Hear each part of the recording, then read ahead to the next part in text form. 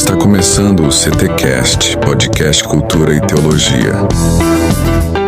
Olá, sejam todos muito bem-vindos. Estamos começando agora mais um episódio do CTcast, podcast Cultura e Teologia. Este é o episódio número 11 e o tema de hoje é Proto-Pentecoste, as ações do Espírito Santo no Antigo Testamento. E para esse nosso bate-papo, nós trazemos aqui para nossa reflexão professor, ministro do Evangelho, Alessandro Barreto, diretamente ali de Recife, Pernambuco, da nossa Assembleia de Deus. Irmão Alessandro Barreto, seja muito bem-vindo. Obrigado por aceitar o nosso convite para esse bate-papo aqui do nosso CTcast. Pastor Valmir Nascimento, a paz do Senhor, eu agradeço a Deus por esta oportunidade de estar participando deste momento tão importante. Quero agradecer a Deus, louvar ao Senhor pelo convite maravilhoso, né? Eu que já acompanho o Senhor já de algum tempo, né? Desde 2016, quando o Senhor lançou a primeira obra, acho que uma das primeiras, não sei se é a primeira, que é o Cristão e a Universidade.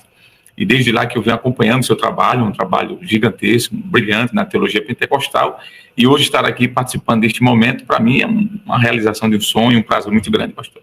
Poxa, é muito legal poder estarmos juntos. Estivemos agora recentemente aí em Recife, numa conferência da Escola Bíblica Dominical, e foi um momento, assim, fantástico de aproximação, e de lá para cá nós temos aí nos mantido em contato. E mais recentemente, por causa desta obra que aqui está, que nós vamos falar hoje. É exatamente esse o tema, Proto-Pentecoste, ações do Espírito Santo no Antigo Testamento, obra que já está aqui comigo, nós vamos falar sobre esse assunto, mas eu queria falar um pouco sobre o professor que hoje nos dá a honra.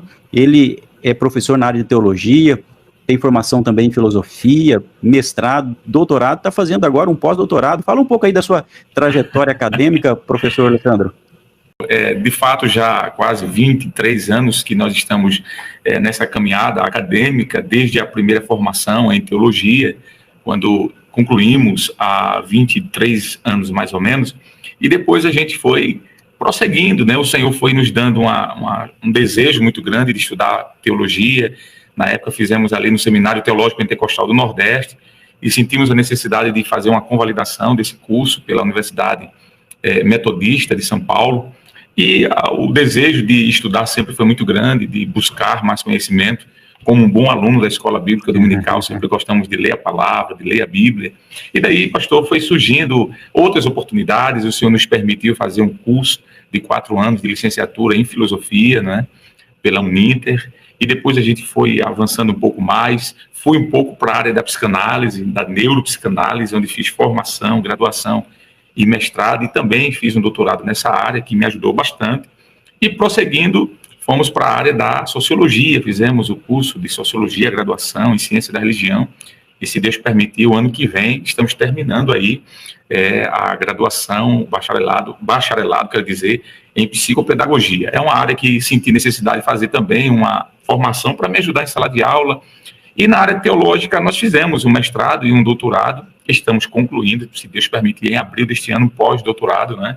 É um curso livre, esse pós-doutorado, mas não deixa de agregar conhecimentos, né? É uma instituição fora do país, né? Mas nós estamos concluindo, estamos na fase já de conclusão da escrita do nosso material, se Deus permitir.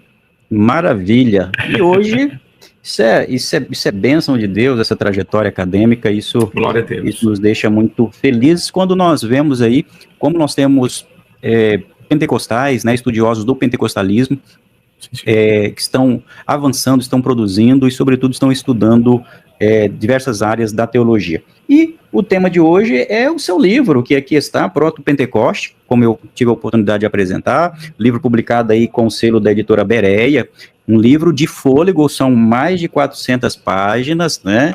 Ou seja, é o resultado de uma pesquisa aí de algum tempo. Eu queria que você falasse de onde surgiu o interesse em pesquisar esse tema e quando. Eu tenho certeza que não foi agora, recente. Perfeito, pastor. Na realidade, esse livro é fruto de uma pesquisa de quase 8 anos, de muita leitura e de pesquisa. Foi no ano de 2016, quando do lançamento da nossa declaração de fé, inclusive eu estou com esse documento aqui importantíssimo, né? O pastor Ezequiel Soares, que é o organizador geral desse trabalho, solicitou ao pastor Ailton José Alves, que é o nosso pastor presidente, ao qual quero também dirigir-me aqui a palavra de gratidão a ele, uma pessoa que tem uma estima muito grande, inclusive pelo senhor, pastor Valmir.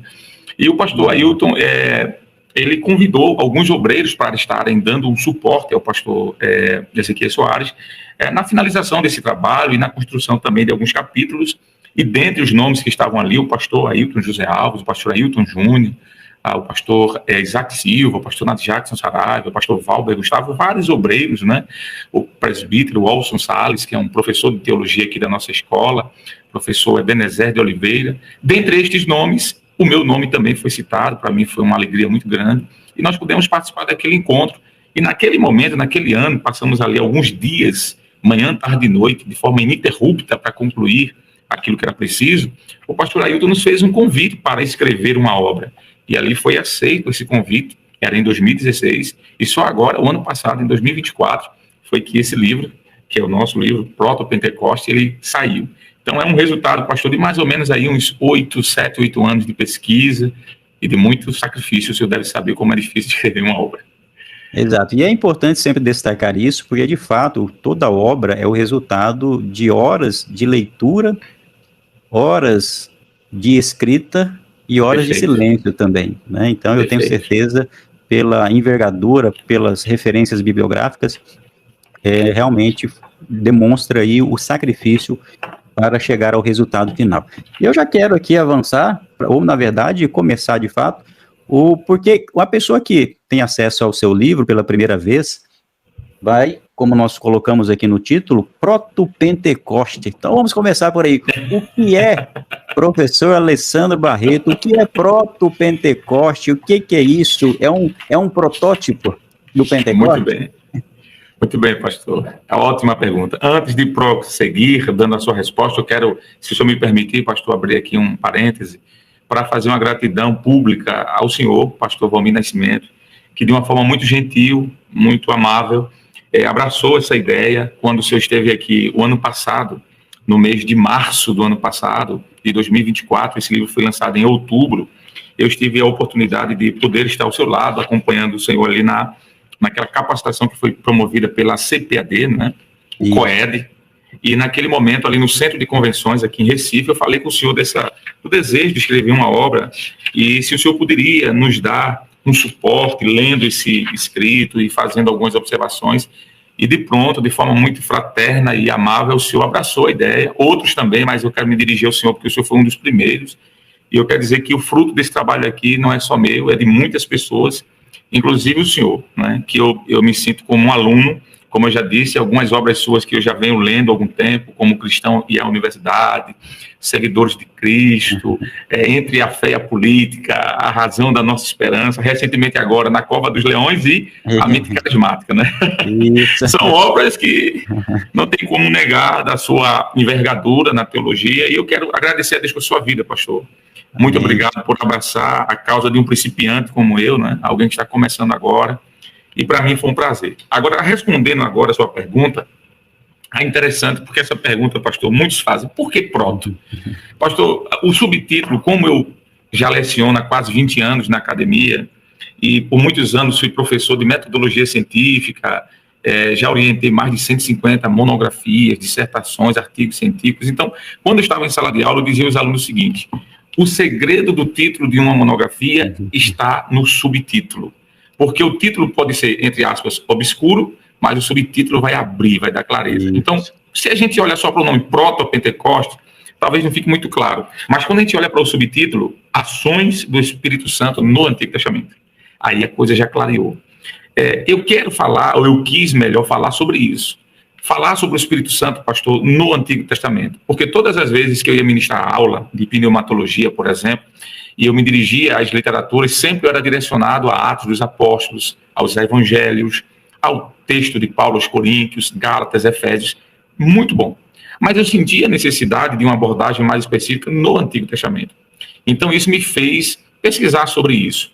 E foi quando eu percebi que havia essa lacuna de uma pesquisa um pouquinho mais aprofundada sobre essa ação pneumatológica veterotestamentária.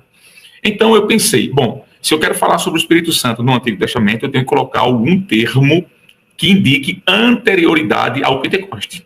Então eu pensei em pré-Pentecoste, porque inclusive uma preposição grega, né, de pré, aquilo que vem antes. Mas eu achei que não soou bem.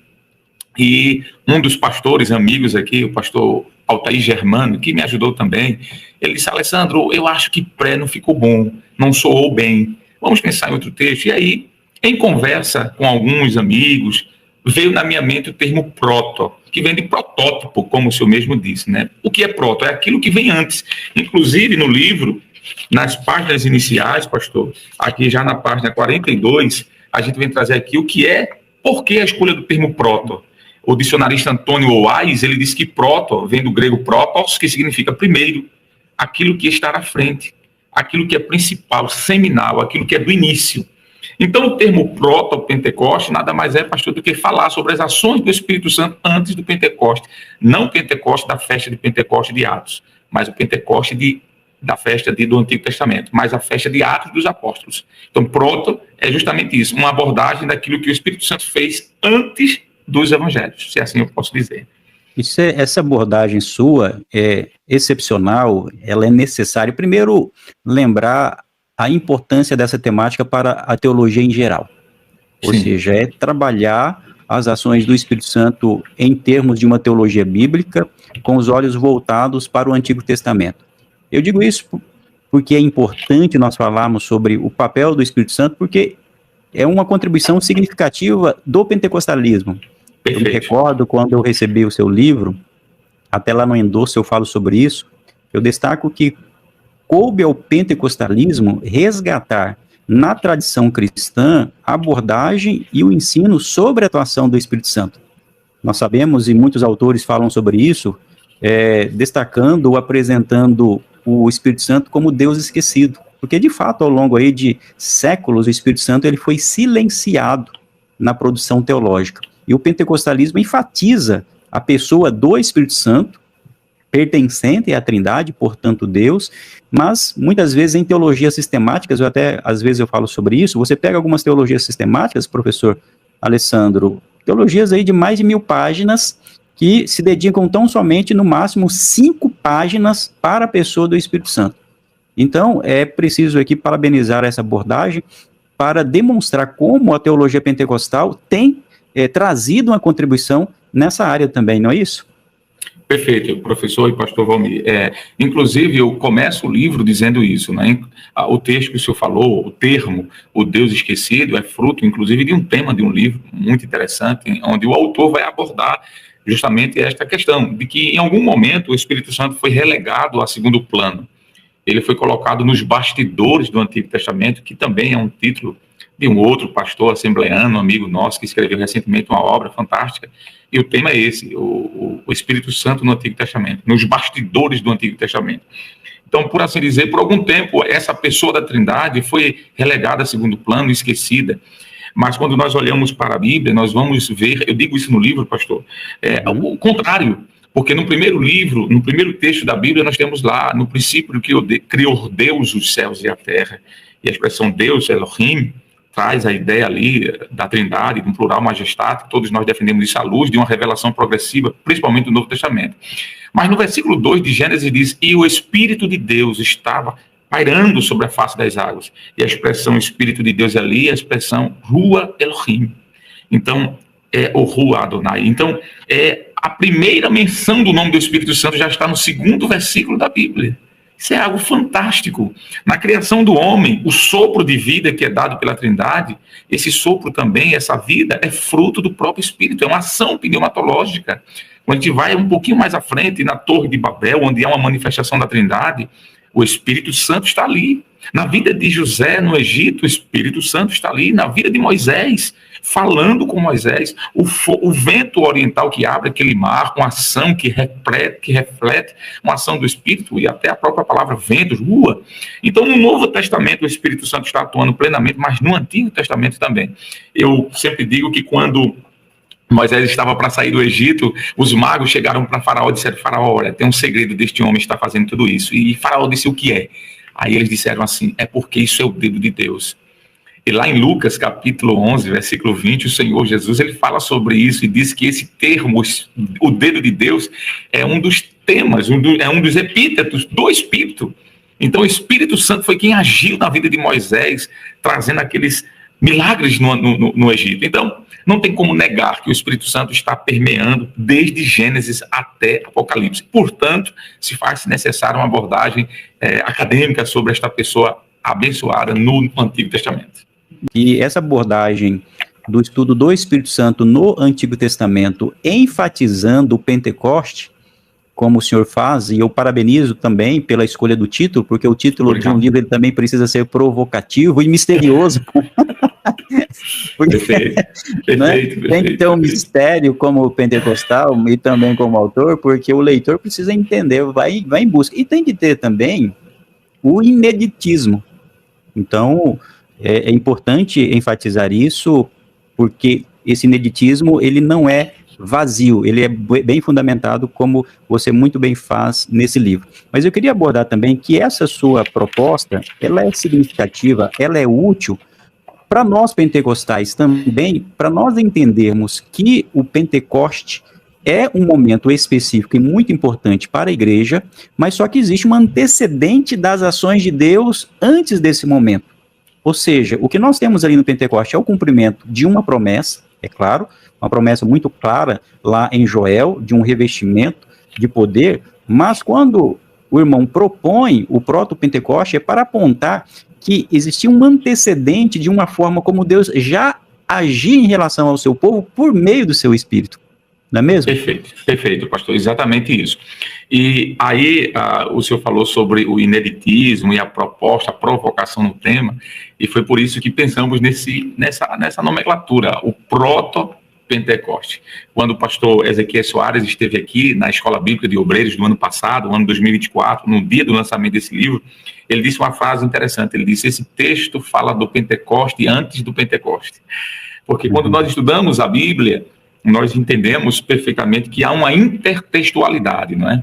Não tem como negar que o Antigo Testamento, ele se completa no Novo, e o Novo revela o Antigo.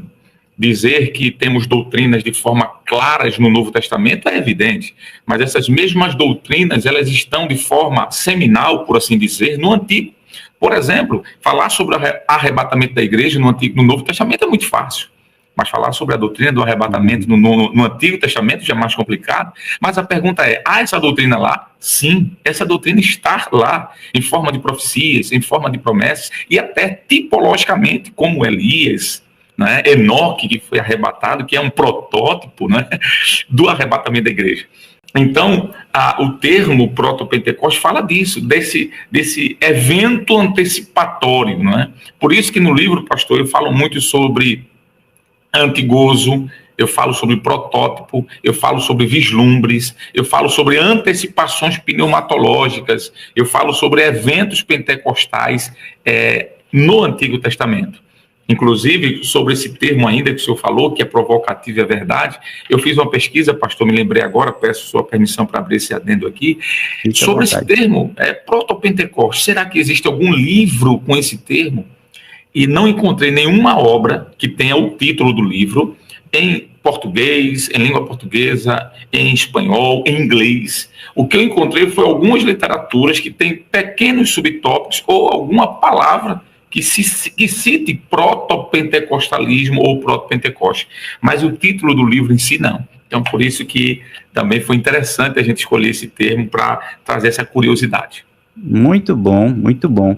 Eu queria, antes de nós trabalharmos os eventos mais específicos de atuação do Espírito Santo lá no Antigo Testamento, que apontam assim como sombras, por assim dizer, para o Pentecoste, eu queria que o senhor nos apresentasse de maneira panorâmica a forma distintiva do Espírito Santo agir no Antigo Testamento e no Novo Testamento, porque essa é a grande dúvida de muito leitor, principalmente os novos, né, que estão lendo as Escrituras e quem está ingressando no estudo da teologia. Existe uma diferença?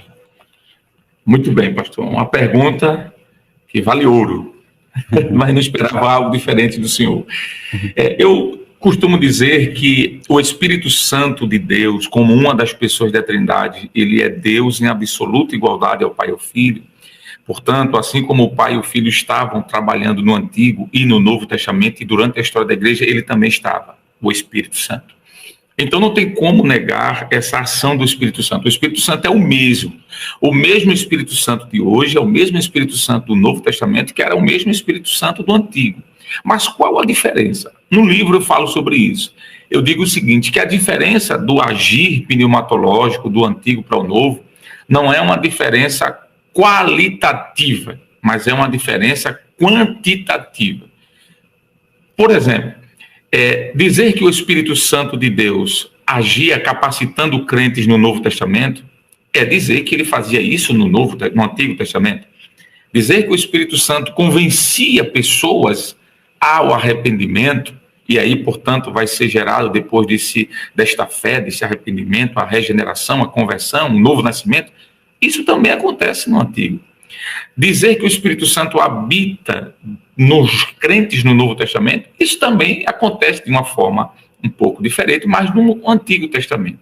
Então, quando eu falo de diferença qualitativa e quantitativa, eu quero dizer o seguinte, que a mesma qualidade do Espírito Santo no Novo Testamento é a mesma qualidade das suas ações no Antigo. A diferença é a quantidade dessas ações. Por exemplo, no Antigo Testamento, no Novo Testamento, o Espírito Santo ele vem habitar de forma permanente nos crentes. Já no Antigo era de forma intermitente. No Novo Testamento, essa ação do Espírito Santo é sobre toda a carne, é o torrencial de águas, é sobre todo aquele que aceita Cristo. Já no Antigo Testamento, era sobre alguns, a saber, reis, sacerdotes, juízes, profetas. Era uma classe seleta de pessoas. Apesar do Espírito estar agindo no povo de Israel, ele habitava, por assim dizer, ou ele agia de forma mais permanente em algumas pessoas. Então, enquanto aqui havia uma habitação de forma plena e uma habitação de forma fixa, aqui havia uma habitação naquilo que muitos teólogos vão dizer do ir e vir, a ida e a vinda. Era uma habitação não permanente como no Novo, mas uma habitação mesmo que temporária, esporádica. Então, a diferença da ação do Espírito Santo no Antigo para o Novo Testamento é justamente quantitativa e não qualitativa. O Espírito é o mesmo. E eu digo aqui no livro, ele não estava dentro de uma caixinha de fósforo, por assim dizer. Eu não posso limitar a ação do Espírito Santo a uma dispensação ou a um testamento. Ele é o mesmo Deus, em essência, em substância, em poder, em glória, em majestade, em tudo. Agora, eu preciso deixar claro que, de fato, o derramar desta plenitude, esse torrencial, se dará pós-Pentecoste. Mas antes disso, já havia uma ação, sim, mesmo que limitada. Muito bem, uma resposta bem completa, muito profunda, como não seria diferente, bem embasada biblicamente, inclusive. O que nós ouvimos muitas vezes, professor Alessandro, o senhor utilizou uma expressão aí que de fato é uma expressão que nós utilizamos, que é o ir e vir na pessoa, né? Porque é o ir e vir na pessoa da forma como o Espírito Santo atuava ali no Antigo Testamento de maneira bem intencional e específica para aquela finalidade. Como acontece, como disse, nos reis, acontecia nos profetas ou com os profetas, existe um entendimento equivocado, às vezes, partir do pressuposto que essa atuação ali no Antigo Testamento seria uma espécie de ir e vir do céu em relação à terra. É claro que não é esse o entendimento, e o senhor muito bem explica, porque o Espírito Santo, sendo Deus, ele é onipotente e ele é onipresente, ou seja, para ele atuar na terra, ele não precisa sair do céu. Exatamente, correto. Perfeito. E esse entendimento, por assim dizer, equivocado por parte de alguns, faz com que encontremos hoje algumas resistências, por incrível que pareça, não é? E uma das propostas do livro é justamente quebrar, no bom sentido da palavra, esse preconceito teológico em relação à ação do Espírito Santo no Antigo Testamento. Teve um pesquisador daqui de Recife, inclusive escritor, tradutor de muitas obras, um grande amigo particular, que eu vou evitar o nome dele, porque eu não pedi a sua permissão para dizê-lo, mas ele disse assim para mim, disse, Alessandro, ele me chama assim, esse teu livro é interessante porque ele vem trazer no entendimento dele, uma ruptura com a teologia pentecostal clássica. Aí eu olhei para ele e disse, professor, com muito respeito, mas esse livro não vem trazer ruptura com a teologia pentecostal clássica. Pelo contrário, esse livro vem trazer uma ampliação do entendimento da teologia pentecostal clássica. Porque, às vezes, professor e pastor, mestre Valmir, eu digo isso em sala de aula, às vezes nós somos pentecostais apenas de um testamento. E no bom sentido, no Nordeste aqui, sem nenhuma significação pejorativa, a gente diz assim, nós somos pentecostais de meia banda. Por que meia banda? Porque a gente é pentecostal só do Novo Testamento.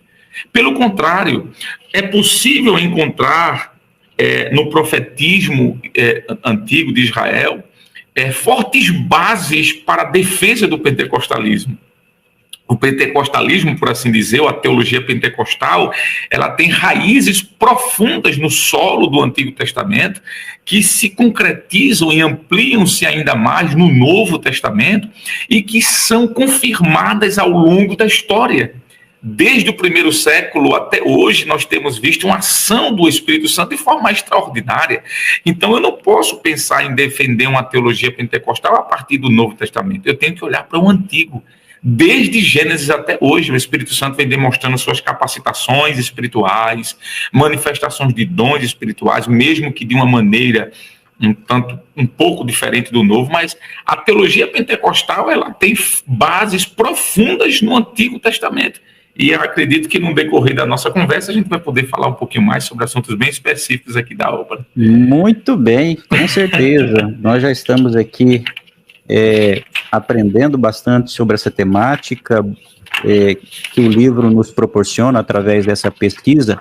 Então, vamos lá, professor Alessandro. Se nós temos, então, um proto-pentecoste já ali no Antigo Testamento, nós teríamos, assim, óbvio, você no seu livro apresenta vários episódios e várias, digamos assim, várias ocorrências de manifestações do Espírito Santo no Antigo Testamento, de diversas ordens. Mas, de maneira mais específica, quais seriam os eventos mais significativos, na sua perspectiva, que apontam para esse proto-pentecoste, olhando agora para aquilo que acontece ali em Atos, no capítulo 2?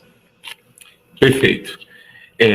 Quando nós olhamos para o Novo Testamento, a gente entende que o que vai acentuar essa característica pneumatológica, ou pentecostal, por assim dizer, é o revestimento de poder para o serviço da igreja, para a proclamação do Evangelho e, consequentemente, também com a ampliação da concessão do que nós chamamos de dons espirituais.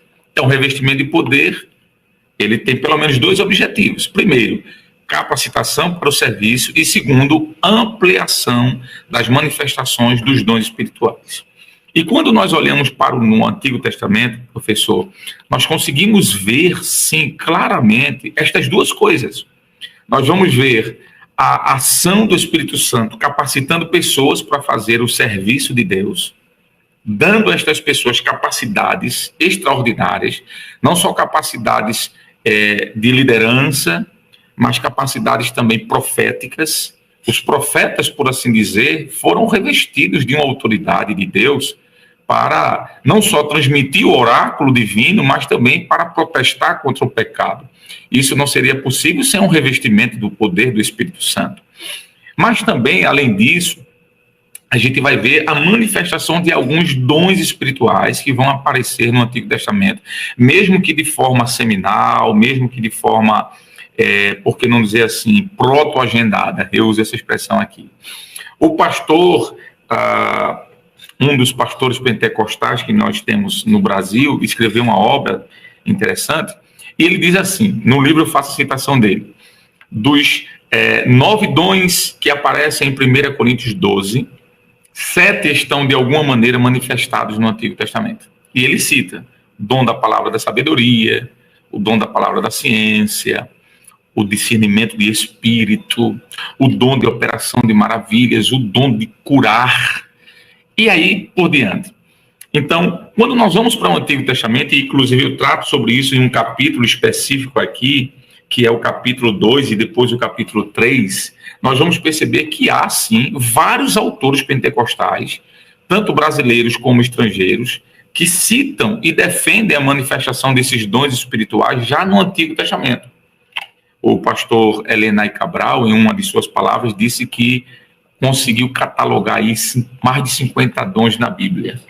E quando a gente vai para as referências que nós temos, eu acredito que ele tem razão de dizer isso. Inclusive, na declaração de fé, diz que é impossível determinarmos quantos dons tem na Bíblia. Então, se temos uma vastidão de dons desta, e muitos desses estão no Antigo Testamento, isso já é um proto-Pentecoste, porque o Pentecoste vai acontecer lá em Atos. Mas aqui já havia uma manifestação desses dons. Nós vamos encontrar, por exemplo, no Antigo Testamento, não só a manifestação destas capacitações, não só as manifestações desses dons espirituais, mesmo que de uma forma ainda seletiva, por assim dizer, local, específica, como o senhor falou, mas nós vamos também encontrar aqui o que eu poderia dizer que são eventos proto-pentecostais, que é, por que não dizer, a própria inspiração verbal, a inspiração para os autores do Antigo Testamento. Isso é uma ação do Espírito Santo, assim como acontece no Novo. Então, quando eu falo de eventos proto-pentecostais, eu falo de manifestações de dons espirituais, capacitações, e falo também da questão da própria inspiração para os autores do Antigo Testamento. Muito bem, eu me recordo, é claro, são vários episódios, vários exemplos de como Deus capacitou para o serviço. Essa expressão que você utiliza é bem significativa e necessária, porque ela realmente lança luz sobre o propósito, principalmente o propósito dos dons no Novo Testamento, que de fato, para o serviço e para a edificação coletiva, para a edificação da igreja, para aquilo que for útil, que é a expressão de Paulo. E eu me recordo aqui daquela capacitação divina em relação a Bezalel e a Oliabe, quando Deus disse que capacitaria do seu espírito, dando a eles uma inteligência, uma sabedoria para construir como artífices aquelas obras em relação ao tabernáculo. Seria ali, então, um desses exemplos, não é isso? Perfeito, exatamente. Inclusive, pastor, nós citamos esse texto aqui no livro, né, como um exemplo de uma capacitação vinda do Espírito Santo sobre estes personagens. No capítulo 2, e mais especificamente no capítulo 3, nós vamos relacionar aqui diversos exemplos, porque no capítulo 2 nós vamos falar sobre essas raízes veterotestamentárias desse proto-Pentecoste no Antigo Testamento. E aqui, a partir da página 157, nós já vamos iniciar trazendo aqui um relato sobre a manifestação de alguns destes dons em diante. Por exemplo, a partir da página de número, mais especificamente falando, para quem de repente está com uma obra em mãos, pastor, página 181. Nós vamos começar falando aqui sobre o dom da palavra da sabedoria, onde será relacionado aqui vários exemplos no Antigo Testamento de pessoas que foram utilizadas pelo Espírito Santo de Deus com esta capacitação. Logo em seguida, nós vamos falar sobre o dom da palavra da ciência e de conhecimento, na página 183, e vai ser citado vários exemplos do Antigo Testamento. Seguindo, dom da fé, na página 187. Em seguida, nós vamos falar sobre os dons de curar, página 188. E aí por diante, onde vai ser manifestado o dom de discernimento de espíritos, e assim por diante. E na página de número 194, nós temos aqui a continuação desta sequência de eventos proto-pentecostais com a manifestação de capacitações do Espírito Santo, do revestimento desse Espírito e, por que não dizer, da concessão de dons espirituais. Então, a resposta é sim. Há sim uma ligação direta a essas manifestações com a forma gozada do Espírito Santo no Antigo Testamento. E alguém pode até, então, perguntar e fazer essa afirmação, na verdade, para dizer o seguinte: bom, se nós temos essas manifestações no Antigo Testamento do Espírito Santo, qual que seria o grande distintivo para o Novo Testamento?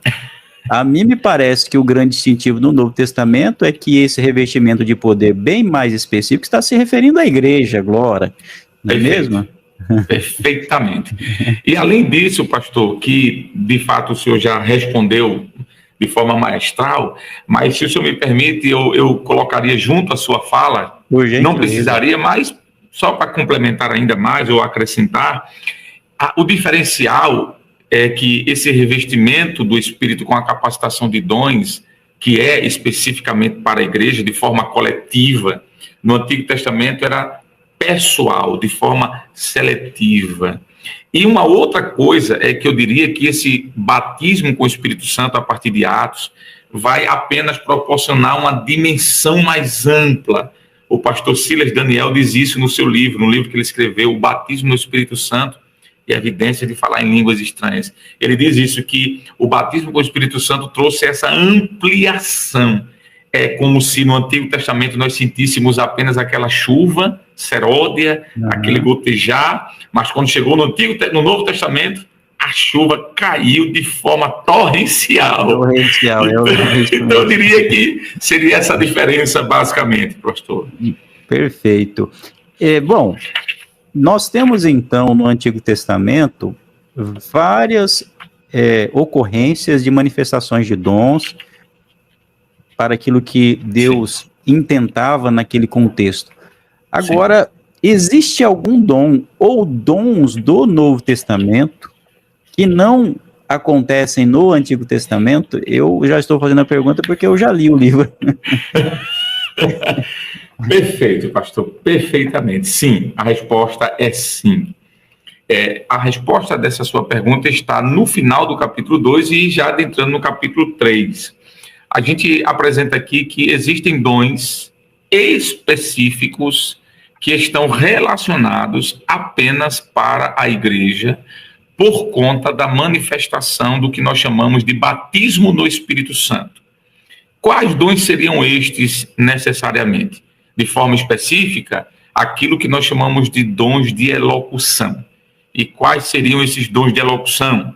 O falar em línguas estranhas, por assim dizer. Por mais que no Antigo Testamento, daqui a pouco a gente vai falar algo sobre isso, né? Algum vislumbre, alguma coisa.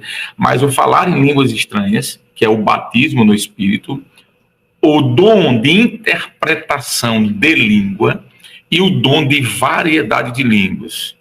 Esses dons, considerados didaticamente como dons de elocução verbal, eles não vão aparecer de forma explícita, por assim falar, no Antigo Testamento, apenas no Novo.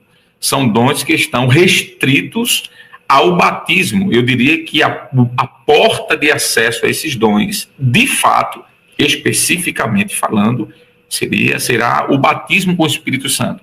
Então, estes, no Antigo Testamento, nós não veremos. No entanto, né, há alguns vislumbres que nós podemos já apontar, que eu acredito que o senhor deve falar alguma coisa para que possamos prosseguir nessa resposta. Exato, e eu estou curioso exatamente sobre esse vislumbre aí do Antigo Testamento, porque eu queria que o senhor falasse um pouco, que é um tema bem interessante, sim, e alguns autores têm trazido para nós essa reflexão acerca daquilo que acontece ali em Números no capítulo 11, que o senhor vai tratar ali como a protoglossolalia. Ou seja, o que nós temos ali em Números no capítulo 11? Nós temos, então, um vislumbre. Eles falaram outras línguas? Explica para nós aí, professor Alessandro. Uma das matérias que mais me realiza é a matéria de línguas, é o hebraico. Eu sou um verdadeiro apaixonado pelo hebraico. E durante muitos anos, eu me inclinando há mais de 15 anos ao estudo. Estou aí passando do alfabeto, aprendendo as primeiras letrinhas. Então, quando eu voltei para o Antigo Testamento para me inclinar sobre isso, pastor, me trouxe uma alegria muito grande de ser pentecostal. E eu vou explicar por quê. Por que essa alegria? Porque eu consegui ver fundamentação bíblica pentecostal já no Antigo Testamento, inclusive com vislumbres e com sinais desta manifestação glossolálica, ou seja, do falar em línguas no Antigo Testamento. Eu já disse que a língua estranha ela está, no nosso ponto de vista, de forma mais restrita ao Novo Testamento. No entanto, alguns escritores, eu posso citar nomes, pastor? Alguns Fica à vontade, eu ia até pedir para fazer. Pode citar alguns teólogos que têm esse entendimento. Sim, senhor. Eu vou citar aqui, pastor, alguns nomes de teólogos brasileiros que já falavam sobre esse assunto, que é da protoglossolalia. O que seria a protoglossolalia?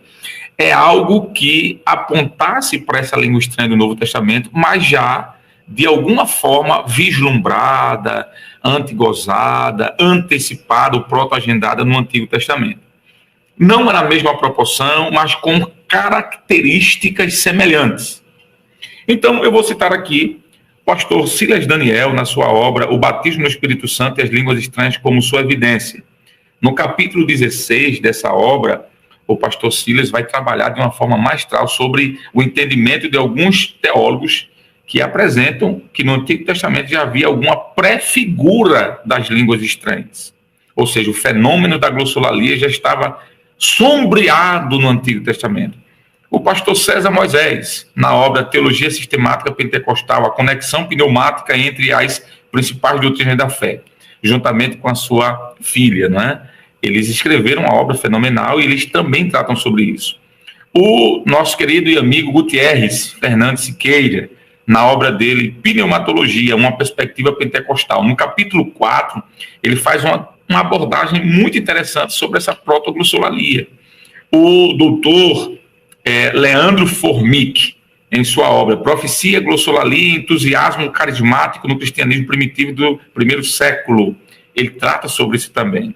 O pastor e grande amigo aqui, quero enviar um abraço especial, o pastor Weder Fernando Moreira, na sua obra Anatomia do Pentecoste, uma análise exegética e teológica de Atos 2. Ele também vai tratar sobre essa possível manifestação de um vislumbre no Antigo Testamento da glossolalia. E eu poderia citar vários nomes de teólogos estrangeiros, como Robert Menzies, em Pentecostes, esta história é a nossa história, J. Rudman Williams, em Teologia Sistemática Pentecostal, uma perspectiva pentecostal, Gordon Weidman, em Números, Introdução e Comentário, uma série de cultura bíblica, Roger Cotton, o Cotton faz uma abordagem sobre esse assunto fantástica, o David Rimes, o Marshall, poderíamos citar tantos. No livro, pastor, eu cito aqui mais de 40 autores que falam sobre essa possível manifestação de algo semelhante às línguas estranhas, já em solo no Antigo Testamento, não é? Vale salientar que o que eu estou apresentando aqui são recortes desses grandes nomes, não é? Eu apenas fiz o trabalho de um alfaiate, costurar a manga, o bolso, não é? Colocar o botão. Nada que está aqui é fruto de minha imaginação. São quase 400 referências bibliográficas, são quase 900 notas de rodapé, mostrando que o que eu estou apresentando aqui, há décadas, já está sendo debatido. E eu diria mais, pastor, que fora do Brasil isso já é ponto pacífico. No Brasil ainda temos alguma restrição, mas fora do Brasil já é ponto pacífico. O que seria essa protoglossolalia? Alguma coisa que aconteceu no Antigo Testamento que tem características semelhantíssimas ao que aconteceu em Atos 2. Por isso que eu digo, eu sou pentecostal completo, desde o Antigo até o Novo Testamento. Dos dois testamentos, inclusive. Perfeito, exatamente, pastor. Agora, só para entender um pouco, para quem nos acompanha no podcast, essa manifestação ali, essa protoglossolalia, por assim dizer, que é um destaque em relação quando diz que eles profetizaram. Sim. Números 11. Exatamente, Números 11. O episódio está falando ali dos anciãos, que são 70 anciãos que foram designados para auxiliarem Moisés, e ali nós temos essa expressão que falam que eles profetizaram. O entendimento ali seria de declarações de louvor a Deus, ou poderia ser mais do que isso ali? O entendimento, professor? Muito bem, pastor. Muito bem. Quanto a isso, pastor, isso está no capítulo 4, né? Perfeito. Não sei se está dando para ver aqui. O proto-Pentecoste no Pentateuco. Nós vamos gastar aqui, pastor, aproximadamente 80, quase 90 páginas para discutir só o texto de Números. Maravilha. Porque eu diria que aqui, pastor, é a cereja do bolo, não é? E quem quiser aprofundar vai ter que adquirir o livro, é importante dizer. Sim, senhor, meu amigo. Eu preciso dizer de que fui instigado a pesquisar sobre isso por conta do Gutierrez, que depois que eu li um livro escrito por ele, o livro Pneumatologia, Estudo do Espírito Santo, ele trata sobre isso lá. E depois eu fui ler o texto do pastor Silas Daniel, já citado aqui, e ele também trata sobre isso. Então eu disse, não, então eu tenho que pesquisar. E eu saí pesquisando, pastor, o que esses grandes nomes da teologia brasileira, como o pastor César Moisés e outros mais, dizem sobre Números 11. O que é que eles dizem lá? Lá em Números 11 aparece a expressão, a partir do versículo 25, de que o Espírito Santo que veio sobre Moisés veio sobre aqueles 70 anciãos. E o texto diz que eles profetizaram. E a palavra profetizar aqui, vem da palavra navá, que é a mesma raiz do termo hebraico nevoar. E o que é o termo nevoar? Eu cito aqui várias obras como o DIT, o Dicionário Internacional de Teologia do Antigo Testamento, e várias outras obras, Strong, vários exegetas do Antigo Testamento, e esses hebraístas vão dizer que a expressão navá, que é a mesma raiz de nevoar, quer dizer borbulhar, é como uma água que está fervendo e fica borbulhando. Quando a água borbulha, faz aquele barulho. Você não sabe o que é aquilo, mas está fazendo algum barulho. E a grande maioria desses estudiosos que eu cito aqui vão dizer que borbulhar ali, nevoar, é o falar de uma criança que está aprendendo a falar no início. Ela está com uma linguagem, mas não inteligível. Ela quer pegar um lápis, quer pegar uma madeira, e ela olha para a mãe e blá, blá, blá, blá, blá, blá, blá, blá. Ela está falando, está saindo uma língua, mas a gente não sabe o que é. Por dedução a gente entende.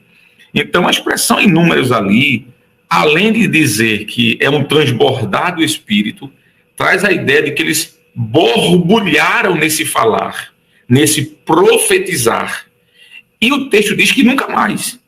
Então, foi só um vislumbre, é como se Deus tivesse aberto uma portinha, tivesse mostrado o que ia acontecer lá na frente e fechasse aquela portinha. Então, a expressão hebraica nevoar, para profetizar de forma não inteligível, é diferente como Isaías chega e diz assim, assim diz o Senhor Deus. E ele entrega o oráculo. É uma linguagem inteligível, não é nevoar ali. Agora, quando aparece uma mensagem ininteligível, é o que nós entendemos como sendo característica de uma língua desconhecida. Então, por incrível que pareça, o capítulo 4 são quase 90 páginas para falar dessa semelhança que acontece em Atos. E por isso eu digo, isso é uma ruptura com a teologia pentecostal? Não, isso é o contrário. Isso é um reforço da teologia pentecostal, mostrando que é possível encontrarmos no Antigo Testamento bases para essa doutrina maravilhosa da língua estranha. Maravilha. E é importante realmente fazer esse apontamento que você fez e faz também na sua obra de importantes teólogos que tratam dessa abordagem, tanto no Brasil, como você destacou, como César Moisés, Silas Daniel, Gutierrez Siqueira, Gutierrez, inclusive, que tem dado voz a essa temática, principalmente pegando a abordagem do Robert Menzies, que trabalha essa questão. O Robert Menzies tem uma questão que envolve Jesus lá no Antigo Testamento, que eu não vou entrar aqui, que eu tenho as minhas ressalvas sobre o entendimento dele, que eu não vou entrar aqui. Né, irmãos? Mas essa abordagem realmente do Antigo Testamento, de Números 11, o que eu queria destacar é exatamente isso, que essa fundamentação teológica, hermenêutica e exegética a partir do hebraico, ou seja, uma interpretação com muita responsabilidade. Inclusive, pastor, peço a sua anuência, o ano passado não lembro o mês, se foi no mês de março ou abril, a CPAD publicou no jornal Mensageiro da Paz um artigo tratando sobre Números 11, escrito pelo Gutierrez, onde se apresentava essa ideia da protoglossolalia, né? Olha só. E nós sabemos que para um artigo sair no jornal Mensageiro da Paz, passa por toda uma análise de uma banca examinadora, né? Então isso comprova de alguma forma de que já existe sim, em meios pentecostais, assembleanos, esse entendimento de que ali houve uma excepcionalidade na história da redenção. É como se Deus, volta a dizer, tivesse aberto apenas um parênteses e tivesse mostrado um pingo do que aconteceria lá em Atos 2, né? Porque o que acontece em Números 11 foi exclusivo, seletivo e temporário.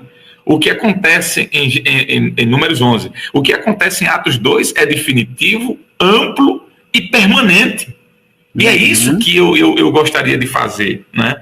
Então, volto a dizer, pastor, não é nenhuma ruptura com a teologia pentecostal, é uma ampliação dessa teologia, pelo contrário, então. Bom, Alessandro, esse paralelo ele é tão importante, não somente do falar ali nesse né? Protoglossolalia. Essa protoglossolalia, mas há também uma imagem ali cessacionista, por assim dizer, porque Josué fala como para Moisés: Moisés, proíbe esse povo de profetizar. Perfeito.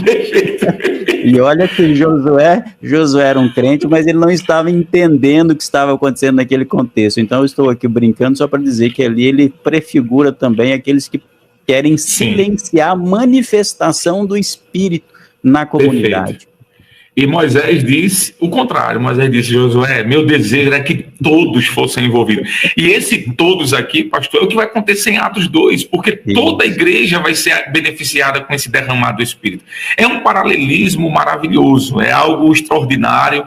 Eu confesso, Senhor, que cada vez que eu penso na ação do Espírito Santo no Antigo Testamento, eu me apaixono mais por esse testamento. Nós somos apaixonados pela Bíblia. A Bíblia é a palavra de Deus. Mas eu digo isso porque ainda existe, como eu já falei no início, um certo esquecer desse Primeiro Testamento. E quando a gente olha para isso, é algo maravilhoso.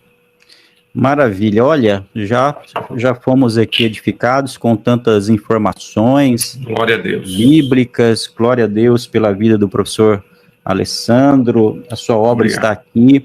E poderíamos falar muito mais, mas é claro, nós queremos ser bem objetivos, mas eu queria deixar um espaço aí para o senhor Alessandro, para o senhor falar algum ponto que talvez nós não mencionamos aqui e que nesse episódio o nosso internauta, aquele que nos acompanha aqui, não pode deixar de ter acesso a essa informação.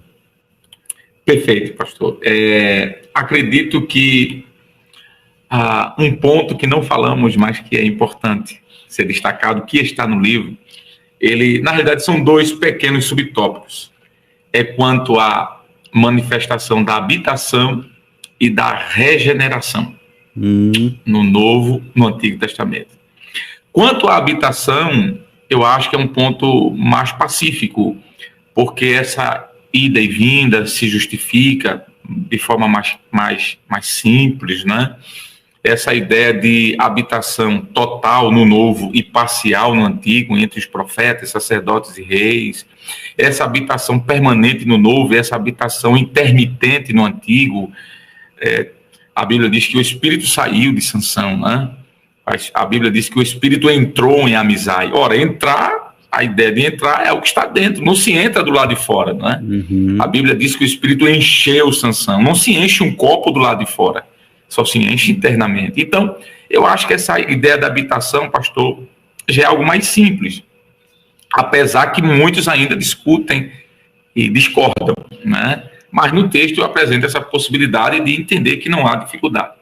Mas, para concluir, então, o segundo ponto que não foi falado, mas eu acho pertinente, é quanto à questão da regeneração no Antigo Testamento, que nós falamos sobre isso no texto.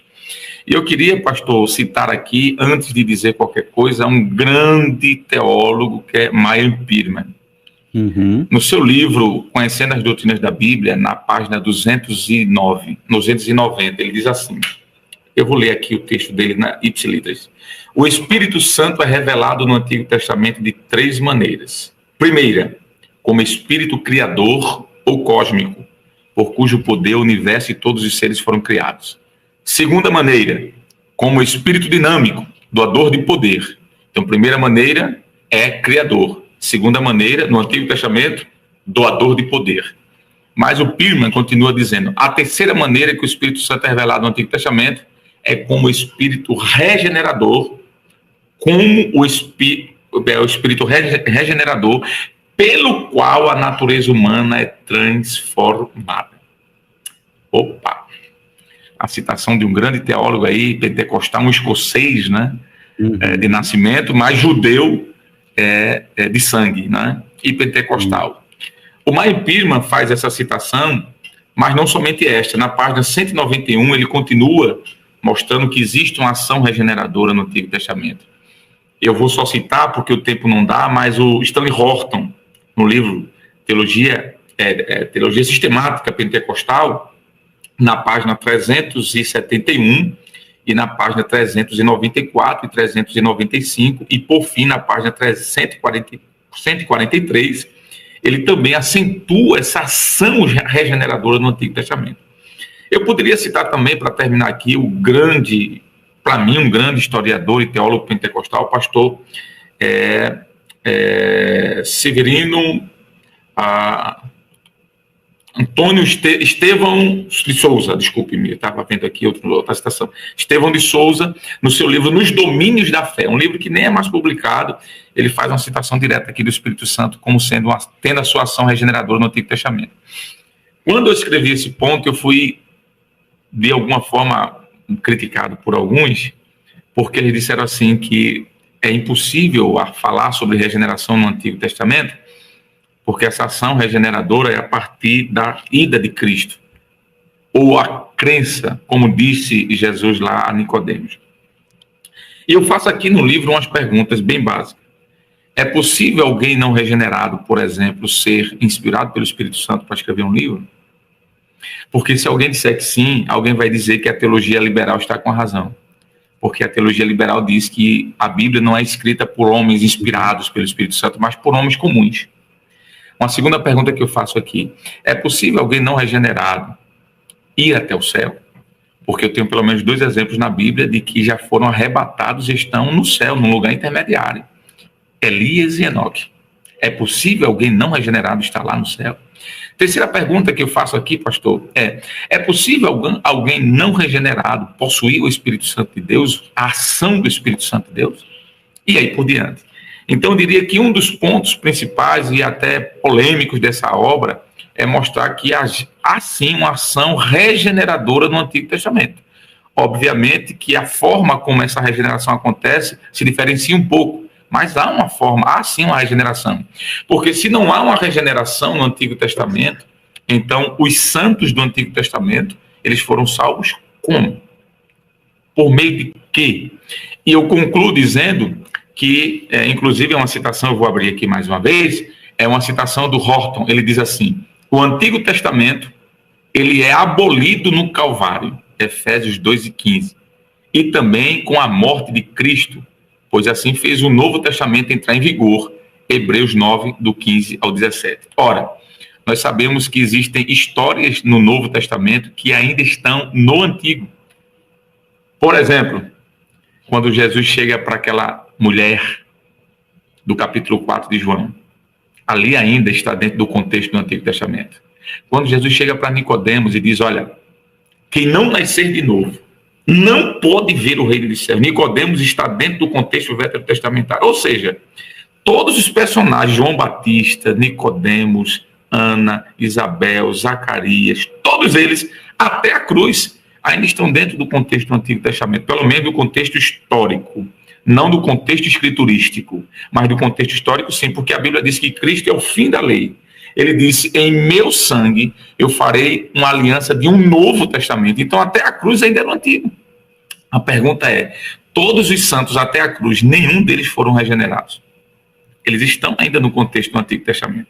Então o capítulo 4, o capítulo 3 desse livro, pastor, vem tratar justamente sobre isso. é possível encontrarmos a regeneração e a habitação no Antigo Testamento, sim, mesmo que de forma um pouco diferente do Novo. Muito bom. Isso mostra, portanto, que o livro ele aborda diversos pontos da teologia, inclusive aí a própria soteriologia. Perfeito. Olha, então, aqui está o livro que nós falamos hoje, o Proto-Pentecoste. Na fala final, o irmão Alessandro vai falar onde a pessoa pode adquirir pela internet, mas eu quero desde já agradecer ao professor Alessandro por esse bate-papo, dizer que quem quiser aprofundar vai precisar adquirir esta obra, é claro. Eu poderia até dizer que esse nosso bate-papo aqui foi uma proto-leitura da obra. Maravilha. Para aprofundar, vai ter que ir, de fato, no conteúdo principal. Professor Alessandro, obrigado por atender o nosso convite. Obrigado. Foi um bate-papo muito rico. Eu tenho certeza que a nossa audiência vai gostar bastante com essas informações, com esse conteúdo, e o livro vai aí edificar a igreja e trazer maior esclarecimento sobre a teologia pentecostal, à luz, nesse caso aqui, à luz do Antigo Testamento. Queria que você deixasse as suas considerações finais e também a indicação aí para adquirir a sua obra. Muito bem. Pastor Valmir, eu queria, antes de deixar as minhas palavras finais, mais uma vez agradecer a sua presteza, né, a sua gentileza. O senhor é uma pessoa muito benfazeja e só quem está perto do senhor, que conhece mais de próximo, consegue identificar ainda com mais detalhe essa sua característica de orientador, de ajudador. Muito obrigado por abrir esse espaço desse canal tão importante aqui, que tem trazido grandes assuntos relevantes para a teologia, pastor. Então, mais uma vez, meu amigo, muito obrigado. Eu sou seu fã de carteira, viu? Estou lendo aí seus livros, já li mais de uma vez. E indico todos eles, né? Bom, falando sobre a obra, pastor, é fácil adquirir. Nós temos aqui pelo próprio site da editora Bereia, né? Qualquer pessoa pode entrar lá e é enviado para qualquer lugar do Brasil e do mundo, né? Esse livro já chegou na Espanha, na Alemanha, nos Estados Unidos, já chegou na África, em 3 países da África. Então, parece que Deus está abençoando aí, né? Em menos de 4 meses, já foi vendido aí, pastor, quase 70% de toda a primeira impressão, né? É bênção. Então, é possível comprar pela Bereia, pelo site, não sei se eu posso dizer o nome de outros sites, mas fica à vontade. Posso dizer, pelo site da Amazon, é possível comprar pelo site da Amazon, já está disponível, pelo site do Mercado Livre, a CPAD aqui em Recife, o gerente, nosso amigo Willames, né? Grande amigo nosso, isso. Ele tem disponibilizado pelo canal lá da loja física, mas também na internet, pelo Mercado Livre. Então, é possível fazer por isso, pastor. A entrega tem sido rápida e eu acredito que as pessoas que puderem adquirir será de grande valia. Maravilha, eu tenho certeza que serão edificados. Eu tive acesso ao livro, li o manuscrito e também recebi a obra. E glória a Deus. Quem nos acompanhou aqui pode perceber a riqueza de informações através deste bate-papo. Mais uma vez, agradecer ao professor Alessandro, agradecer a nossa audiência que esteve conosco, você que não é inscrito no canal, não deixe de se inscrever, de compartilhar e de distribuir essa informação aqui desse importante livro com aqueles que você participa. Esse é o nosso 11º episódio do nosso CTcast e em breve com mais um bate-papo. Valeu, gente, e até a próxima. Deus abençoe!